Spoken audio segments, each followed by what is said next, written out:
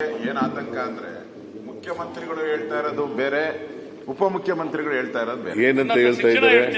ಉನ್ನತ ಶಿಕ್ಷಣ ಸಚಿವರು ಬೇರೆ. 3 ಜನನು ಡಿಫರೆಂಟ್. ಇಲ್ಲ ಇಲ್ಲ ಇಲ್ಲ, ಎಲ್ಲ ಒಂದೇ ಹೇಳ್ತಾ ಇರೋದು. ಒಂದೇ ನಿಮಿಷ ಸರ್, ಒಂದೇ ನಿಮಿಷ.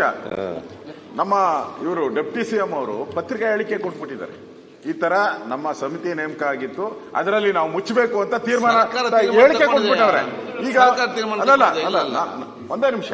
ಈಗ ಮುಖ್ಯಮಂತ್ರಿಗಳು ಏನ್ ಹೇಳ್ತಾ ಇದ್ದಾರೆ ಅಂದ್ರೆ, ಅವರು ಏನು ನಾವು ಇನ್ನು ಅದ್ರ ಬಗ್ಗೆ ಅಂತ ಪರಿಶೀಲನೆಯಲ್ಲಿದೆ, ನಾವು ಮುಚ್ಚಬೇಕೋ ಬೇಡೋ ಅನ್ನೋದು. ಬಾಗ್ಲಾಗ್ತೀರಿ, ಬೀಗ ಹಾಕಲ್ಲ ಅಂದಂಗ ಆಯ್ತಿದ್ದು ಅಷ್ಟೇ.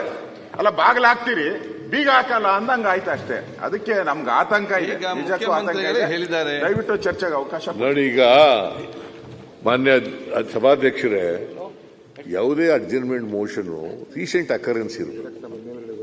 ಇದು ರೀಸೆಂಟ್ ಅಕರೆನ್ಸ್ ಇಲ್ವೇ ಇಲ್ಲ. ಮತ್ತೆ ಏನು ರೀಸೆಂಟ್ ಅಕರೆನ್ಸ್ ರೀ? ರೀಸೆಂಟ್ ಅಕರೆನ್ಸೇ ಇಲ್ಲ. ಇನ್ನು ಕ್ಯಾಬಿನೆಟ್ ಸಬ್ ಕಮಿಟಿ ಮೀಟಿಂಗ್ ಇಲ್ಲ. ಅವ್ರ ರಿಪೋರ್ಟ್ ಬಂದ ಮೇಲೆ ಪರಿಶೀಲನೆ ಮಾಡಿ ಕ್ಯಾಬಿನೆಟ್ನಲ್ಲಿ ಈ ಹೊಸ ಯೂನಿವರ್ಸಿಟಿಗಳು ಏನು ಮಾಡಿದ್ದಾರೆ, ಯಾಕಂದ್ರೆ ಇವು ಹೊಸದಾಗಿ ಮಾಡಿರ್ತಕ್ಕಂಥದ್ದಲ್ಲ. ಉತ್ತರ ಕೊಡ್ಲಿ.